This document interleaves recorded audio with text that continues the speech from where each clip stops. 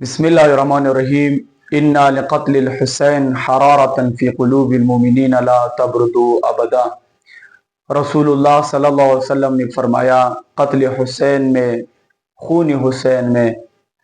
اتنی حرارت ہے کہ یہ کبھی بھی مومنین کے دلوں کو ٹھنڈا نہیں کرے گا۔ یقیناً زائرین حسین ابن علی کی فضیلت بہت زیادہ ہے، اور یہ تاکید کی گئی ہے کہ مولا حسین علیہ السلام کی زیارت پہ جایا کرے۔ وزیر داخلہ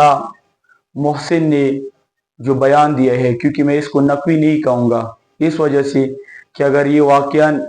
مولا علی نقی علیہ السلام کی اولاد ہوتا تو اس طرح بیان نہ دیتا، کہ اس طرح ڈرپوک قسم کا بیان اور بزدلانہ بیان